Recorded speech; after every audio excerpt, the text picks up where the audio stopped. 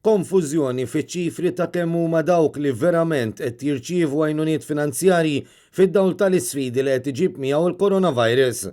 Dan kif fit-tnedija tal-aħħar pakkett finanzjarju, il-Prim Ministru Robert Abela kien ftaħar b'ħafna pompi li l-Gvern se jkun qed jgħin aktar minn 110,000 persuna.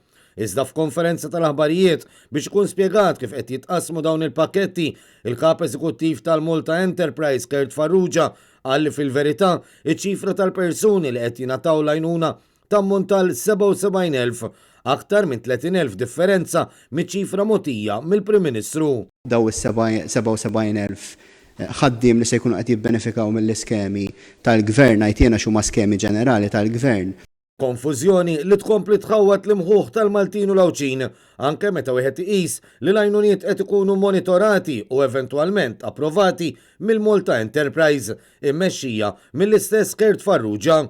Ironikament, matul l-istess konferenza tal-aħbarijiet, il-Ministru tal-Ekonomija Silvio Xkembri qal li l-Gvern ta' Robert Abela ma joqgħodx fuq iċ-ċifri li tagħti l-Oppożizzjoni. Minnaħa tiegħu mis-soqsi minn Net News, Farrugia li għal numru ta' snin kien imexxi l-komunikazzjoni tal-Gvern u tal-Partit Laburista taħt it-tmexxija ta' Joseph Muscat, qal li ma jafx eżatt kemm kien it-tnaqqis mill-paga tiegħu suppost b'solidarjetà lejn il-kumpaniji privati u l-impjegati tagħhom li bħalissa qed jiffaċċjaw sfidi ekonomiċi. Fil-fatt, ċara li ordna tnaqqis li ammonta sa 20% mill-paga tiegħu li jfisser li għalissa xorta qed jaqla 400 euro kuljum minflok il-500 euro li skont il-kuntratt li nata kien qed jirċievi ta' kuljum.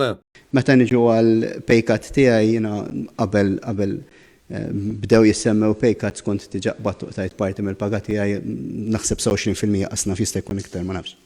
Sa dan it-tant fil-konferenza tal-aħbarijiet ħareġ ċar ukoll kemm il-Gvern jidher li mhux jifhem l-isfidi li l-kumpaniji privati qed iħabbtu wiċċhom magħhom għax minkejja li ħafna kumpaniji intlaqtu indirettament mill-għeluq ta' ħwienet u uffiċċji li ntalbu jgħalqu mill-Gvern, il-Ministru tal-Ekonomija qal li hemm ammont ta' fabbriki li saħansitra żdiedilhom ix-xogħol. Għandek ammont sostanzjali ta' fabbriki li għadhom għaddejjin sew. Għandek fabbriki minnhom li żdiedilhom ix-xogħol. Dan ukoll jistona mal-karba ta' ħafna li f'dan l-istadju qed jappellaw lill-Gvern għal aktar għajnuna biex jevitaw milli jissenzjaw lill-impjegati tagħhom jew saħansitra jalqu l-bibien għal kollox. Fil-fatt dawn qed jgħidu li l-waqfien ta' ċerti negozji qed iwassal biex anke huma jiqfilhom ix-xogħol għal kollox.